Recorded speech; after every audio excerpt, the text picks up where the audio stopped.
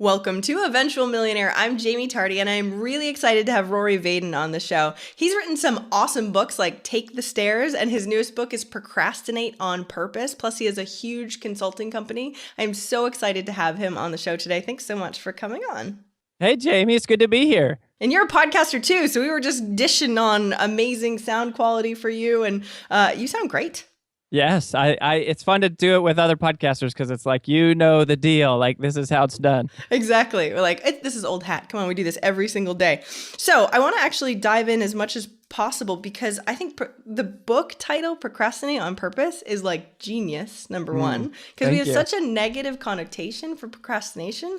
But if you can use it in the right way, I mean, that's sort of the whole point of the book. So can you give us like a 360-degree view on what Procrastinate on Purpose is? Yeah, so Procrastinate on Purpose, the book title, the actual book is How to Multiply Your Time. That's the subtitle, better explains what the book is about. And so Procrastinate on Purpose is one of 5 strategies inside of this focus funnel. But, you know, the idea is that when we learn to say no to the things that don't matter so that we can say yes to the things that do matter, that is basically procrastinating, but it's procrastinating on purpose. And so that is something that I realized that as I grew and as we started to study multipliers, so when Take the Stairs came out, it came out in 2012. You know, it hits the bestseller list and goes international and all this. Like, it was an amazing journey, blessing. It was awesome. And then my life changed because I went from like being this startup entrepreneur hustler to like a full-fledged, like booming, all of these things are happening in our team at Southwestern Consulting. And so the problem changed. And the problem was just having more to do than I could ever possibly get to. And so we spent the last 3 years really unpacking that question and studying these people that we call multipliers, the top 1%ers. And so Procrastinate on Purpose is our answer to the question, how do the most effective people today, the multipliers, how do they literally create more time? Okay, give us the goods. Everybody is waiting. How do they create more time? I want to create more time. We don't have a time machine. How do we do it? Yeah, well, so in order to understand it, we got to do a very quick history of time management theory here. So super fast. The first thing to know is that just about everything you know about time management is wrong. Dun, dun, dun. Okay, dun, dun, dun, dun, dun. But if you look at time management as a body of knowledge, it kind of developed in the late 50s and 60s, and it was all on the heels of the manufacturing era. And early time management theory was very one-dimensional. It's very linear. The idea was about efficiency. How can I do things faster? Now, all things being equal, efficiency is good. Like, faster is better if you don't compromise quality. But there's a point of diminishing returns to efficiency, which is very well evidenced by the fact that, you know, we all carry around the like miniature computers in our pockets, and yet we're still never caught up. We're still somehow always behind. So at some point, in the late 80s, Era 2 time management thinking emerged, and we give attribute to the late, great Dr. Stephen Covey. He's not solely responsible for it, but The 7 Habits of Highly Effective People, of course, is the book that changed the world.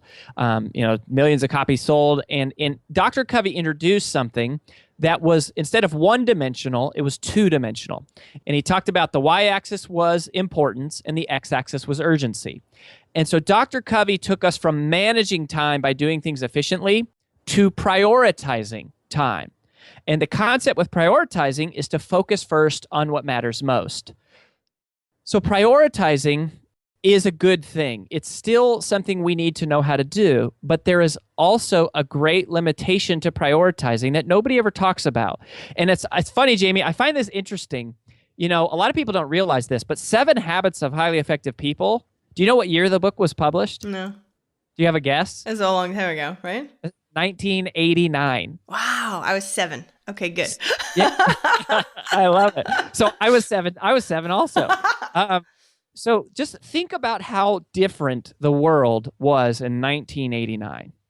I mean, there's no podcasting, there's no Skype, there's no internet. I mean, there's not social media, and yet most of us still operate by that two-dimensional paradigm. And the thing that really struck me is because I'm a student of this, right? I read all the productivity books and listen to the podcasts and stuff. And what I realized is You cannot solve today's time management problems with yesterday's time management strategies.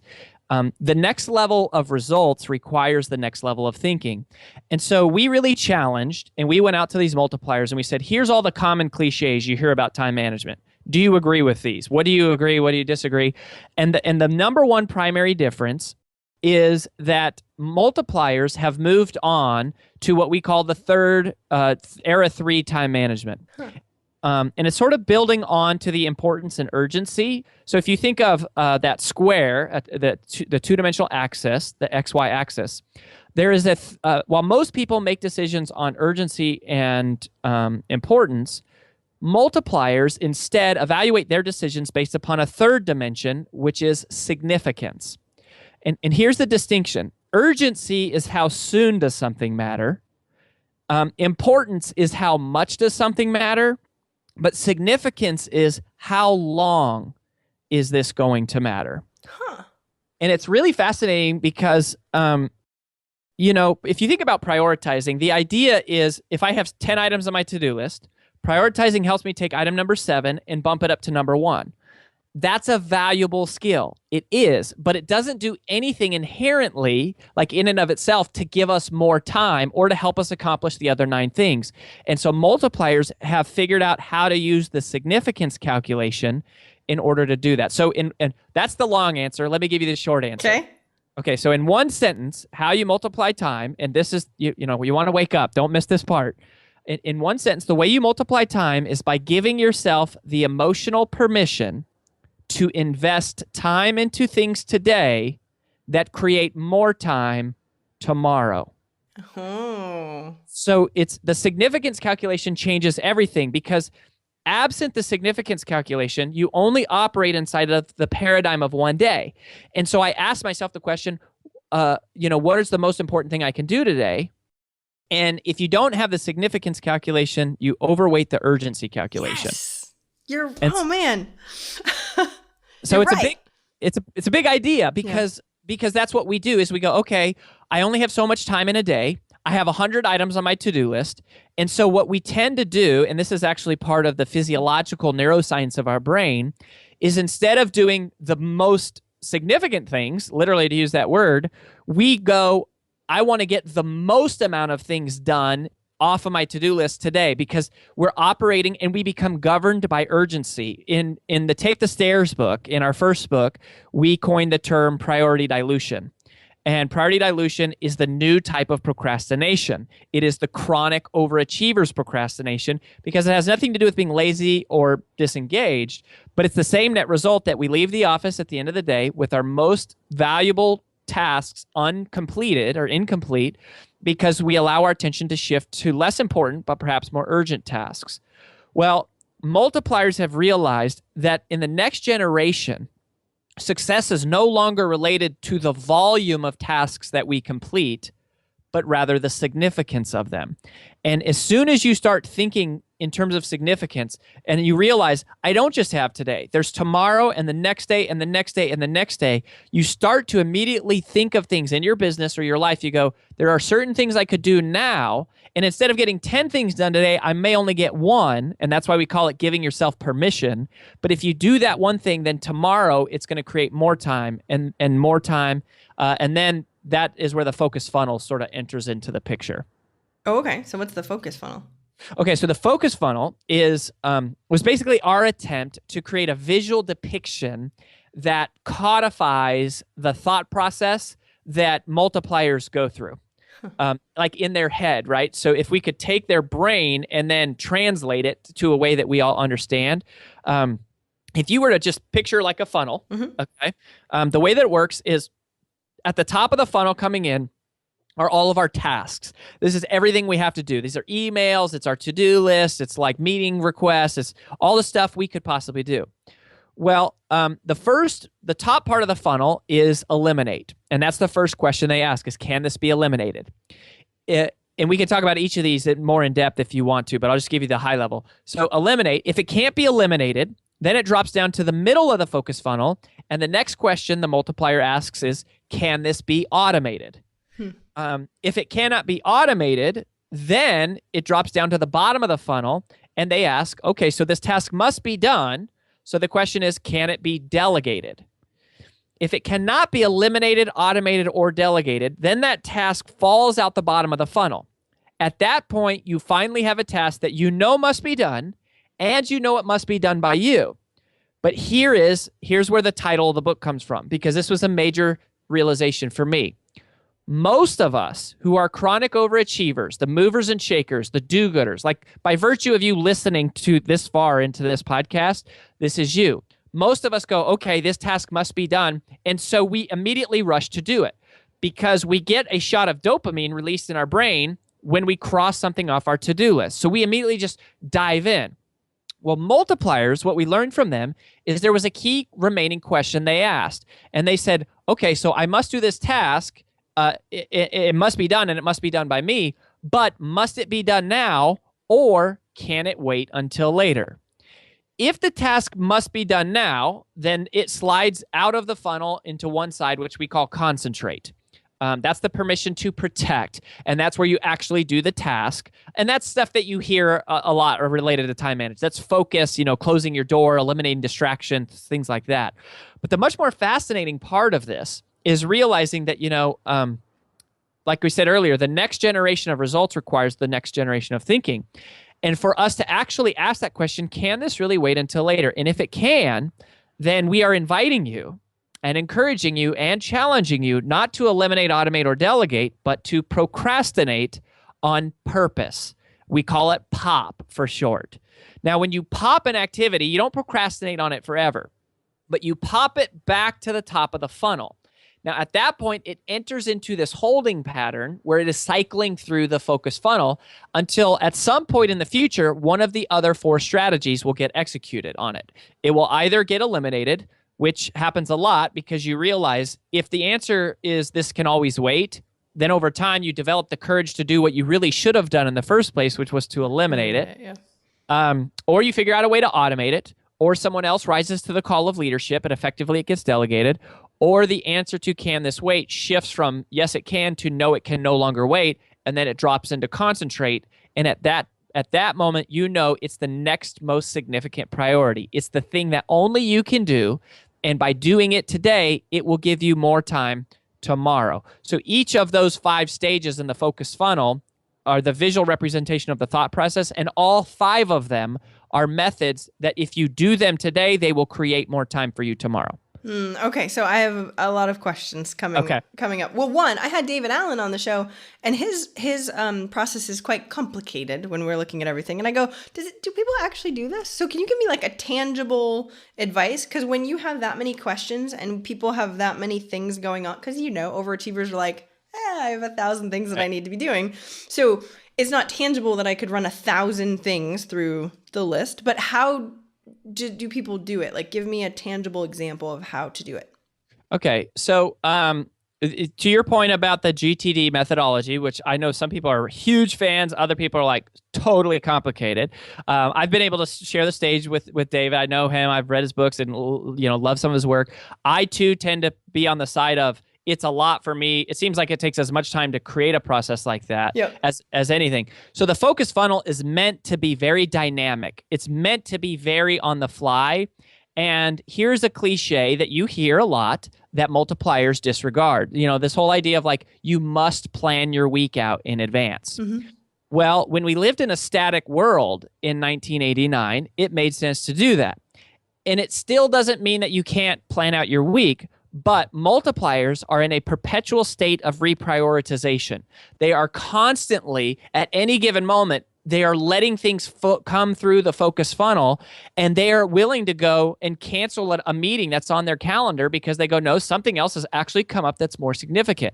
So they would give themselves that permission. So let me, I can give you examples of all 5 of these types of things, but let's talk about just the significance and multiplying time in general. So here's a very ubiquitous example.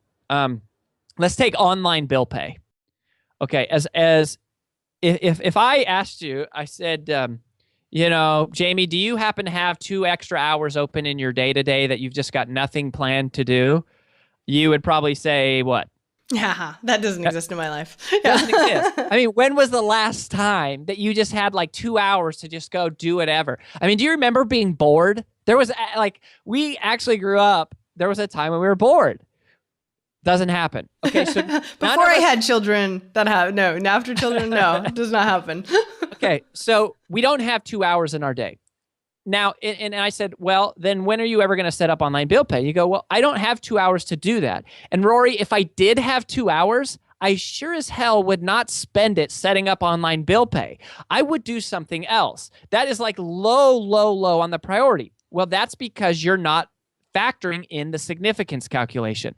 Because when you factor in the significance calculation, you realize, wow, if I invested 30 minutes, or if I invested 2 hours today in setting up online bill pay, and it saves me 30 minutes every month from paying those bills, then after just 4 months' time, I will have broken even on that investment. And then every month thereafter, you get something that we refer to in the book as ROTI, return on time invested. And so the next generation of cost savings for companies and individuals is not saving money, it's saving time. So that's an example. And then as you go through the focus funnel, I mean, we can kind of dive through, each of those a little more. Well, I want to know, so what are some more examples? So online bill pay, that just makes perfect sense. What would be it for business owners that are like, okay, great. I know systems and processes and stuff like that, but is there like a list that you have or something? Because the thing is that people, it's hard to see it when you're in it. Do you know what I mean? When you're in the daily grind, you're like, oh shoot, I got to do that. Oh shoot, I got to do that. Oh shoot, I got to do that. And then you don't, I mean, this is why business owners don't create processes, and they should, right? It'll save them time later. It makes perfect sense that they should, and they don't do it. So do you have like a list of like the top processes that if you created this in your business, you would save time or something like that? I have something very powerful and specific I can talk to you about. Okay. But before I do, I want to make the point that no, I do not have lists, and here's why.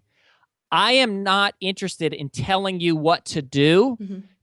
You will never get to the level of being a multiplier by having people tell you what to do. You become a multiplier by learning to think the way that multipliers think. And you could exchange multipliers with millionaires. I mean, you could interchange those two words. Multipliers think differently. It's not because you're going too fast. I will say that. It's not because you're going too fast. I go 100 million miles an hour all day, every day. I freaking love it. I got my hair on fire. I'm doing calls in between airports. I'm reading like on my audiobook. I'm walking through the airport. I mean, I am going during the times that I'm working. I'm going after it. It's how you think.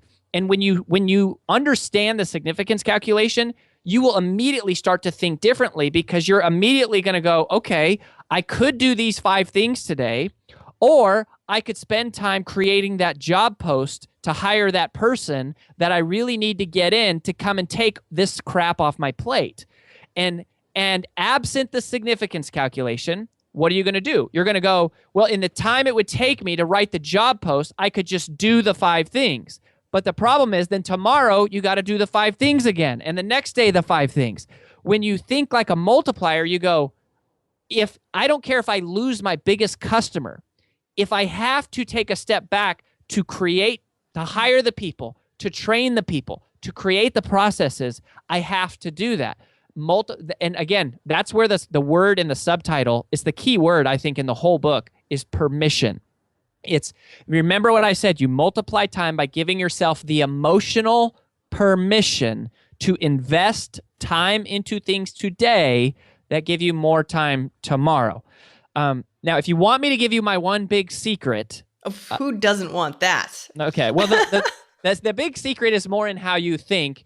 And even when I give you this big secret, it still in and of itself won't work unless you know how to think. So our big secret weapon, and the great example of this for our company, Southwestern Consulting, is a technology that we use called Infusionsoft. I have Infusionsoft. Okay. Okay. And lots of people have Infusionsoft. Mm-hmm. Now, Infusionsoft, for those of you that don't know, in fact, if you go to infusionsoft.roryvaden.com, you can watch a free demo, and I kind of explain what it is. And it's basically, if you've never heard of it, it's a combination of a CRM, so think like Salesforce, email marketing, so think MailChimp or Aweber, And then e-commerce. So like, Google iCheckout or shopping cart or, any of those things. And it integrates them all together. And Infusionsoft allows you to automate your entire business. Most people only use Infusionsoft for automating their external marketing. So what we did was we instead first focused on automating the internal workflow and the internal processes of our business. Again, I explain this a little bit in more detail. But the way that I think of Infusionsoft is it's like if you were going to build your dream home, because you got to have a system. Look, no business can outgrow the strength of its systems, period. Your business will not outgrow the strength of its systems. So in 2012, Southwestern Consulting, we started in 2006. We had grown to a couple $1 million in revenue. We had about 25 people. Since that time, we have more than quadrupled the size of our business, more than quadrupled the profits. I got my life back, and our customers get a consistent, exceptional experience every time they work with us. But again, it's the thing is, it's the thinking that is also the magic. And the analogy I've been using is, if you're going to build your dream home, having something like Infusionsoft, and Infusionsoft isn't the only awesome thing out there, but it's an amazing one for small businesses, it's like getting an all-access pass to Home Depot. 24 hours a day, 7 days a week. Like, you have all the supplies, materials that you need to build any house that you want is included in like the monthly subscription that you pay. But you cannot, and this is what most people do, is they buy the thing and they're like, well, I've had it for 6 months and it doesn't work. Well, that's because you did the equivalent of running up and down the aisles of Home Depot and grabbing a light bulb off the shelf and then grabbing a window and grabbing a door, and you're trying to like piece all this stuff together and it doesn't work. Why? Because the magic of building a home it's not Home Depot. It's the architect. The architect is who takes the idea out of your head, and they teach you how to think. Mm-hmm. They teach you to intercommunicate with engineers and landscape architects and the builder and blah, blah, blah. And they create a set of plans. And that's a part of what we do. So we do one-on-one coaching. And so you have the architect, and then you have to have the builder. Now, for a small business, if you're a solopreneur, you're going to be the builder. In our case, I was the original builder of our Infusionsoft application. I always joke, wow. In 2012, I did two things. I launched Take the Stairs, and we had a New York Times best-selling book, and I built Infusionsoft. And it was like, that was it, but we have quadrupled in 3 years. And that's the permission to invest. So again, it's the thinking that matters. You cannot have someone tell you what to do. You have to learn to think the way that multipliers think. Did your revenue go down when you had a team though, right? So when you were focusing on your book and Infusionsoft, you had other people to deal with the revenue instead of your revenue taking a dip while you're doing that? Because when you're not revenue focused, it does make it difficult. I know, especially solopreneurs, they kind of have to be revenue focused. So it's hard for them to take time to go into Infusionsoft or something like that when they're like, hey, I need to make the money. Well, okay, so this is the entrepreneur's dilemma, right? The answer is, did our revenue go down? And the answer is absolutely, because anytime I'm doing one thing, and this is one of the big insights from the Eliminate chapter, is I was in an interview with one of the multipliers, and I just said, I have such a hard time telling people no. And the permission of Eliminate is the permission to ignore. That's the first of the 5 permissions, is the permission to ignore. And I just said, I'm a people pleaser. I hate telling people no. And I'm not kidding you. This multiplier looked at me and said, Rory, that is the dumbest thing I have ever heard somebody say. And I was like, what? They said, you are always saying no to something. Anytime you say yes to one thing, you're simultaneously saying no to an infinite number of others. Well, so the answer is yes, our revenue went down because of opportunity cost, because I'm spending time on this and not on that. Now, for us, because we're in the world of coaching, so Southwestern Consulting does sales coaching. That's primarily what our business is right now, is one-on-one sales coaching. We have about 900 active clients. We have 70 coaches. They coach people one-on-one in sales. But I saw the strategic value of moving into also marketing coaching, because we understand sales and marketing. They go together. So for me, I had to learn it. I'm not telling you have to be the person to learn Infusionsoft, but you have to make the investment. And it's either going to be investing your time or it's going to be investing your money. But it is exactly that. It is an investment. Now, a lot of times, you hear that wealthy people, poor people trade money for time and wealthy people trade time for money. So if you have the money, get somebody to do it, and we can talk. We should talk about delegate right after this, and I'll go into a little more detail about it and mathematically how this proves out over time. But you either have to do it or you have to get somebody else to do it. But here's the thing. You have to do it. You cannot grow your company without improving your systems. It is not an option. If you want to grow, you have to improve the systems. And it comes down to you. Now, if you don't have the money, which we didn't back then, you have to find a way. You have to hustle, and you have to work the nights and the weekends, and you have to fight, and you have to be up at 3 a.m., and you have to do that because your dream is not for sale. Like, you have to go out and you have to hustle. And so, you do what you have to do until you can do what you want to do. That's the rule. And a lot of people won't do what they have to do, and therefore they don't get the results they want, and that's okay. Exactly. Yeah, it's all a choice. Okay, so tell me about the delegate piece. Okay, so let's look again, kind of coming back to practical, real world examples. I'm going to teach you something called multipliers math here. Ooh, okay. And we look at it. And I was a nerdy accountant in college. A lot of people don't know that. So I'm very much, numbers kind of nerd yay, person. math. All right, let's math. go. Okay, so let me talk directly to entrepreneurs because you chances are you relate more with the entrepreneurial side than you do like the number accounting, like operational side. Let's say you have a task that takes you 5 minutes a day to do the task. Okay. I'm going to teach you something. This is called the 30X rule. The 30X rule suggests that you should consider spending 30 times the amount of time it takes you to do a task once on training somebody else to do that task for you. 30X. Now, here's where I lose people, Jamie, because people go, so you're telling me, Rory, if a task takes me 5 minutes, the 30X rule suggests 150 minutes. You're saying I should spend 150 minutes training someone how to do a task that takes me 5? That is so stupid. Why would I spend 150 minutes, 2.5 hours, training someone to do a task that I could just do myself in 5 minutes? And the answer is, it wouldn't make sense unless you made the significance calculation. It never makes sense to spend 2.5 hours instead of 5 inside of the context of one day. But if you look and you make the literal calculation over just 1 year, and you say, okay, let's say there's about 250 working days in a year. If you're spending 5 minutes a day on this task, over the course of a year, 250 days, you're going to spend 1,250 minutes on that task. So now the question looks different. The question is not, should I spend 150 minutes to save 5? It's, should I save 150 to save 1,250? The answer is just as obvious, but it's the complete opposite. It's why rich people get richer and everybody else doesn't. They think completely differently. Now, if I were to tell you, I said, Jamie, I've got a deal. I got a deal for you. I have an investment where you can make a 733% return on that investment. I mean, would you believe me if I told you that? No. You'd be like, shyster, right? Yeah. Total scam. Wait, here's my money. Totally take it. All of it. Yeah. And don't give any back. Yeah. So if you actually do this mathematically and you say, I invested 150 minutes in, and I got a net gain of 1,100 because you saved 1,250, but you have to subtract the 150 you spent training.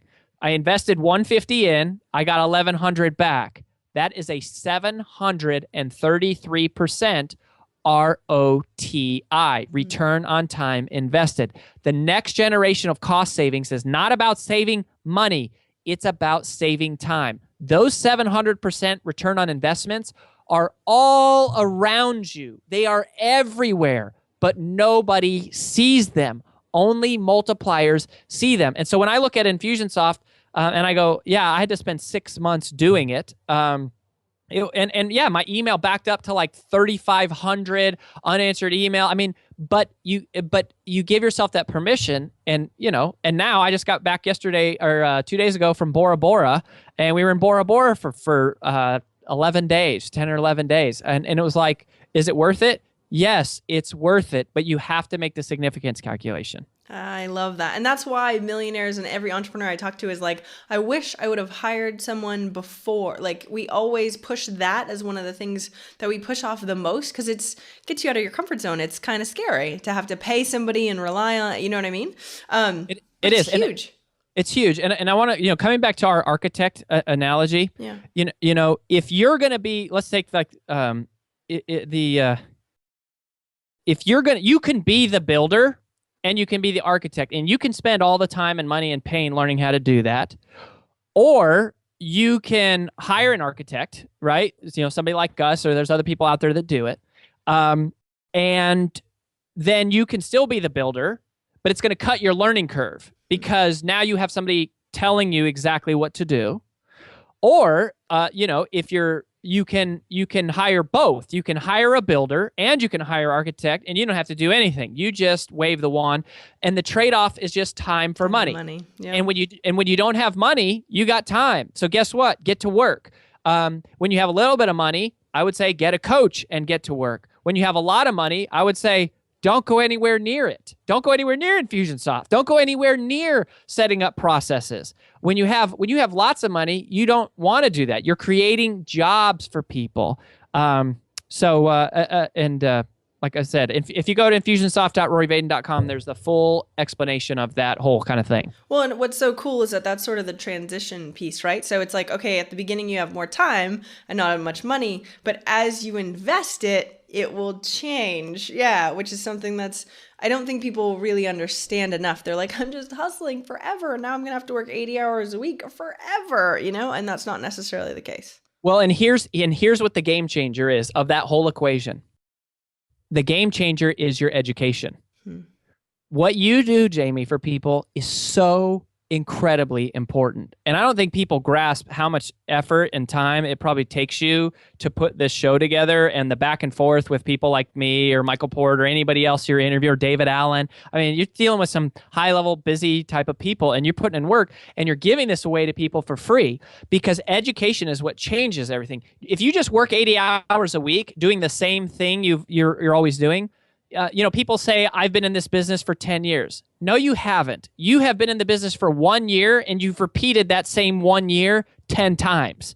So education is the currency that is the game changer, because then you get better. And as you get better, then you make a little bit of money, and then you're constantly reinvesting, and you're growing. It's why it's investing. That's why they call it investing, and it grows and it grows and it grows. And over time, you look back and, you become a multiplier. I wrote a thing the other day about investing versus spending, and so many people are spending their time. And it's so funny the way that you laid it out, like, so perfectly. This is exactly what I was talking about with a friend the other day. So I love this. And it's all this is in your book, Procrastinate on Purpose, with all the pieces and the diagrams. Is there any way that you could send us? I know you said you had the focus funnel. Can you send us a screenshot of the focus funnel so we can post it for everybody too?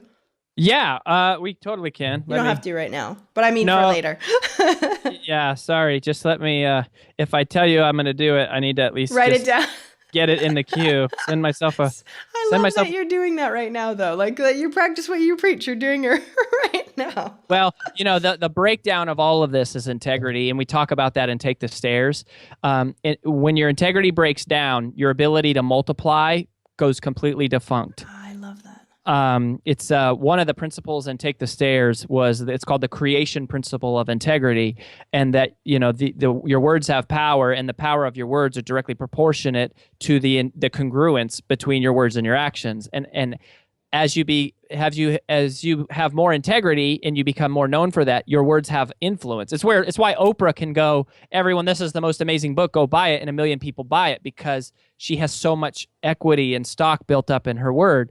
So anyways, that's kind of a sidebar, but none of this matters if you don't have the integrity of doing it. So I think that's an extremely important piece and a great end cap, because I know we have to start wrapping up. I asked the same last question, and it's, what's one action listeners can take this week to help move them forward towards their goal of 1 million? Well, I give you the shameless plug already, the infusionsoft.roryvaden.com, and you can check that out, of course. But in terms of an actual action step, what I think you could do is, here's something that is a cliche. People say you got to have your to-do list. You got to have your to-do list. Next generation time management is more about your not to-do list than it is about your to-do list. So what I would say is make a not to-do list of these are things that come up regularly that I am no longer going to do. And I'm either going to eliminate them, automate them, or I'm going to delegate them. And just make a not to-do list, because if you have clarity about the things that you should say no to, it helps you so much. And you have that realization anytime you're saying no to one thing, you're saying yes, yes to one thing, you're saying no to the others. And then just the last little thing I would leave y'all with is, look, if this were easy, everybody would do it. There's nothing easy about this journey. It's hard. It's a fight. It always is. But you get stronger and you get better. And just remember, as we always say from Take the Stairs, success is never owned. Success is only rented, and the rent is due every day. Wow, that's awesome. Thank you so much. Where can we find your book and more about what you do online? I would just go to procrastinateonpurpose.com. There's also a free webinar there where you can go through the focus funnel and get information about my podcast and blog and all that sort of stuff. Yes, because Rory has a podcast too, so make sure you go listen to that and check out his book. Thank you so much for coming on the show today. I really appreciate it. Well, thanks for having me, Jaime. And just to reiterate, I mean, what you do is so important. And growing up in a trailer park, and coming from a kid that grew up in a trailer park in Boulder, Colorado, having somebody like you teach people in the world about how to think about money and success it's an incredible service that you're doing. So we appreciate you. Oh, thank you. Gave me chills. Awesome. Thanks. My pleasure. I hope you enjoyed that interview. I want some engagement from you. Talk to me. Tell me what you got out of that interview. I want to know exactly what actions you're going to be taking, what mind-blowing information you received. Tell us. So go to facebook.com/eventualmillionaire. Of course, like the page while you're there and send us a quick note. I want to know what you actually got out of it. So that way, when I ask questions, I'll be asking the stuff that you want to know. So again, go to facebook.com/eventualmillionaire and sign on in there so I can write back to you. I hope you have an awesome, awesome day. Take care.